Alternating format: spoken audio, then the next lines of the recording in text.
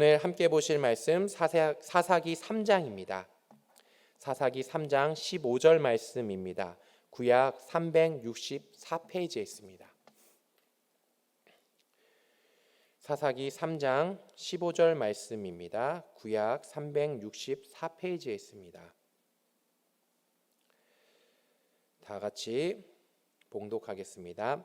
이스라엘 자손이 야훼께 부르짖음에 야훼께서 그들을 위하여 한 구원자를 세우셨으니 그는 곧 베냐민 사람 게라의 아들 왼손잡이 에훗이라. 이스라엘 자손이 그를 통하여 모압 왕 에글론에게 공물을 바칠 때에. 아멘.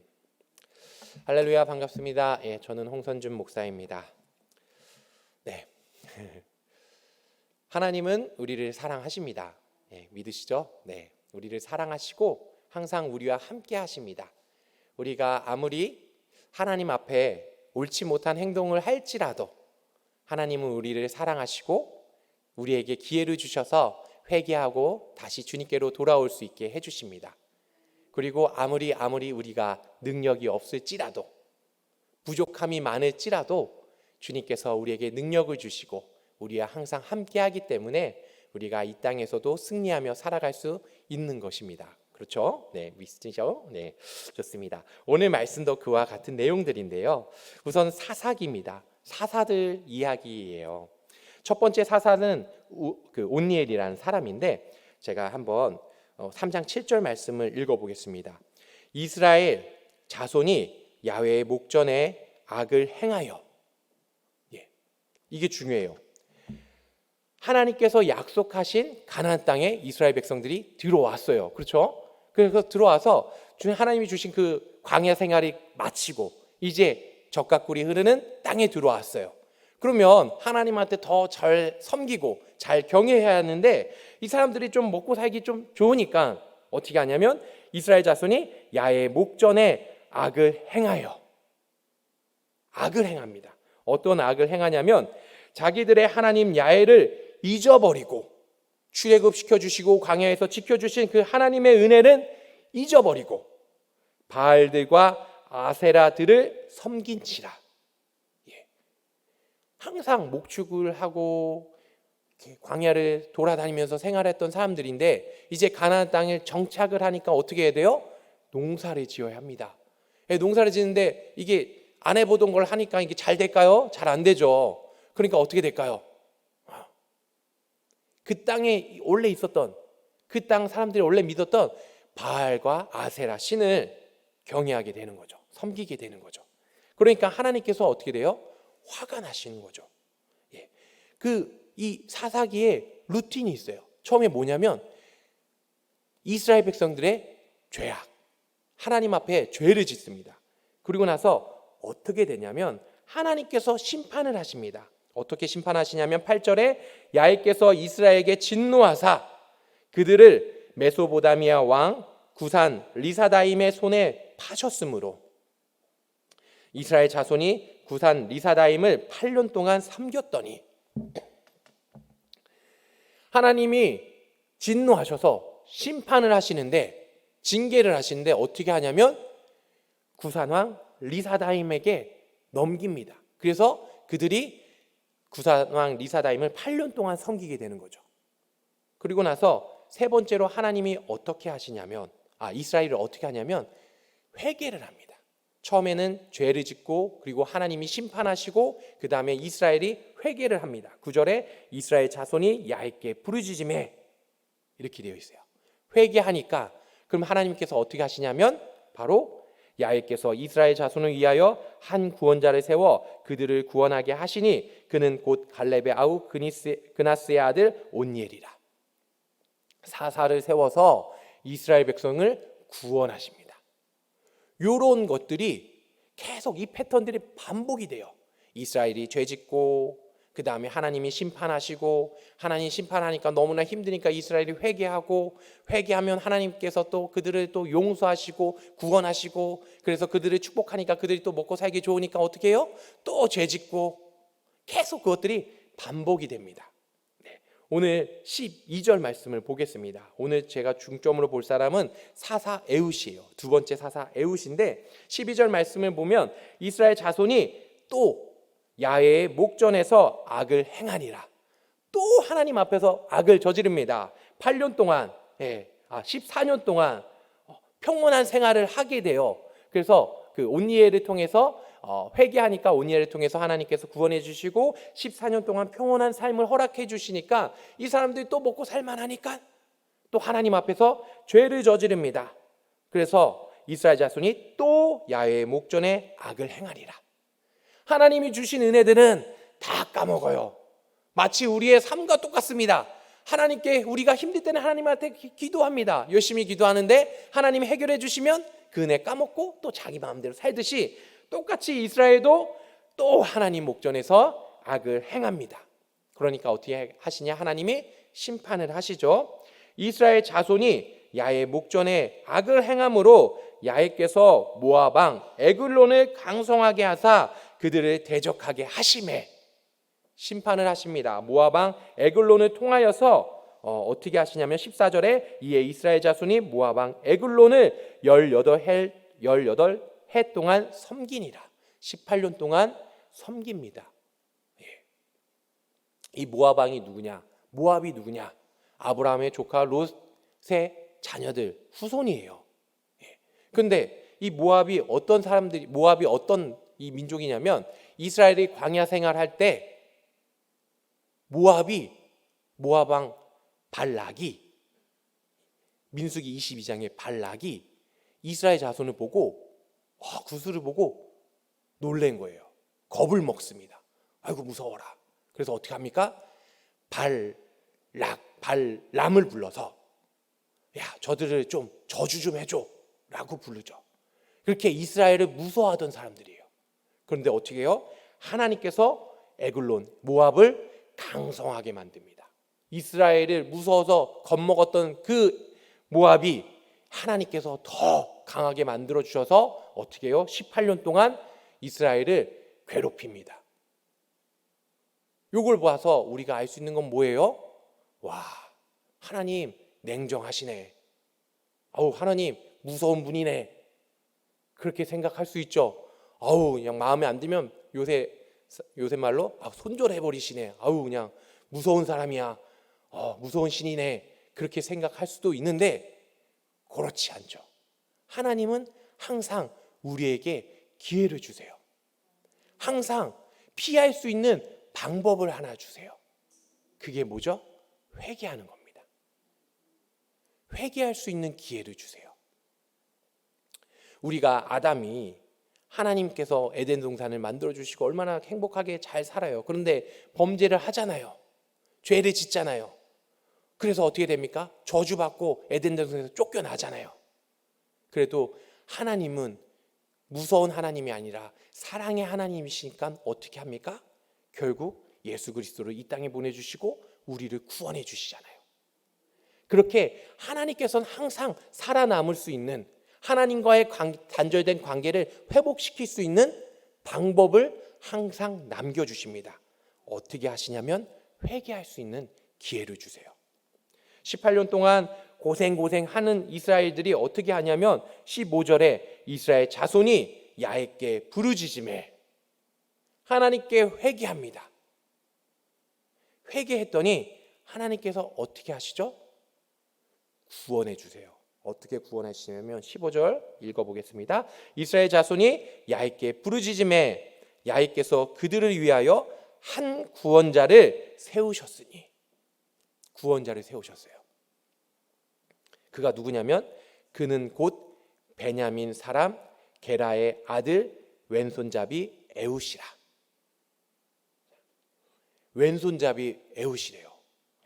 그래서 왼손잡이라고 일부러 기록해둔 게 옛날에는 오른손이 우리가 일반적으로 오른손잡이잖아요. 근데 왼손을 쓰면 이렇게 복달아난다?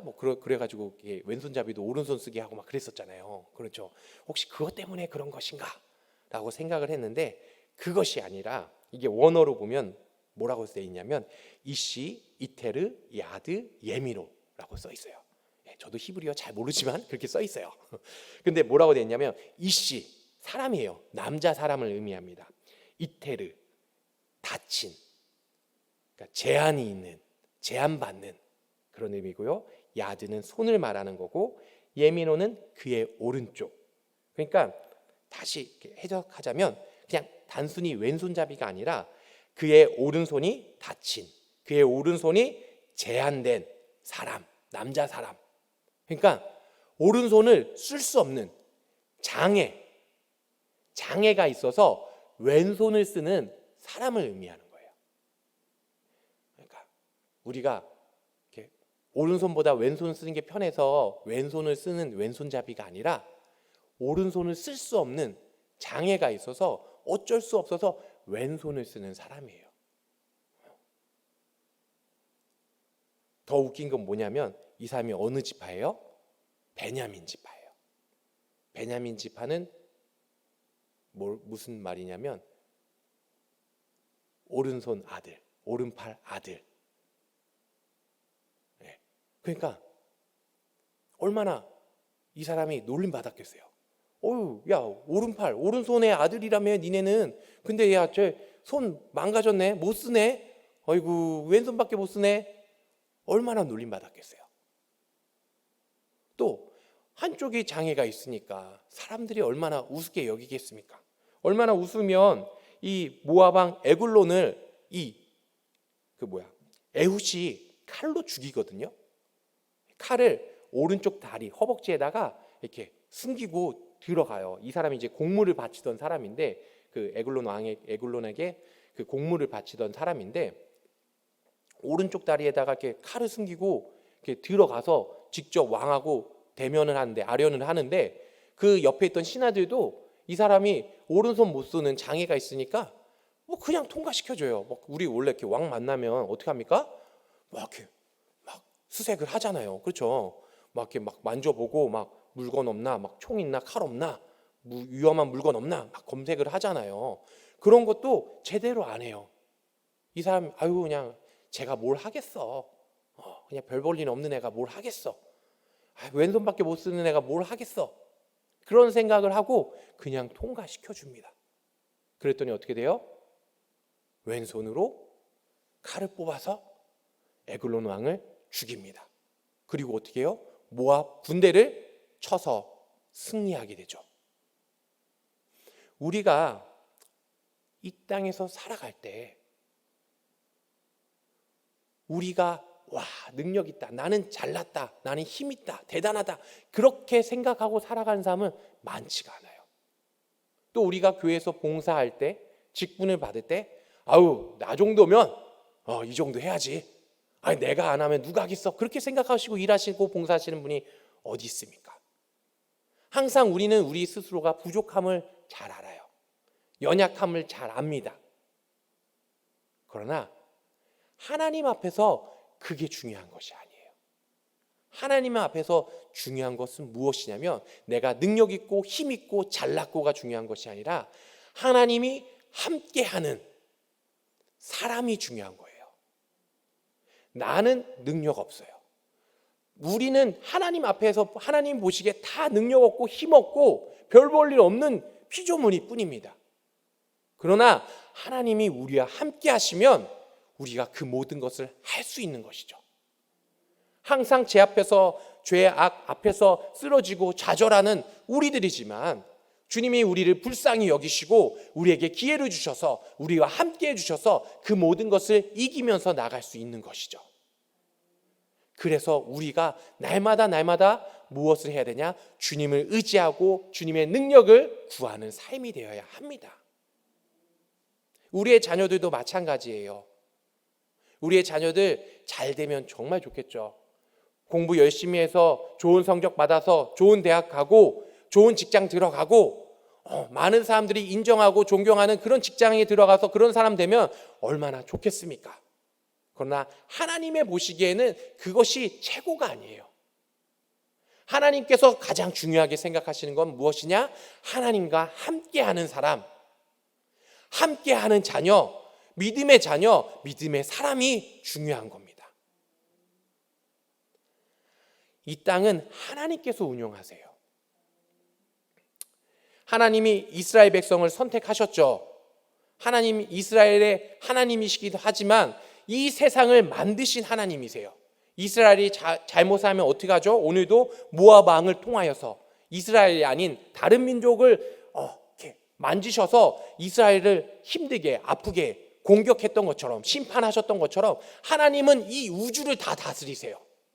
그 중에 선택한 것이 이스라엘 백성이고 바로 우리들이에요. 이 세상을 주관하시고 이 세상을 운영하시는 분이시기 때문에 우리가 아무리 노력해봤자 소용이 없고, 우리가 아무리 노력을 해도 우리가 갈 수 있는 것은 한계가 있어요.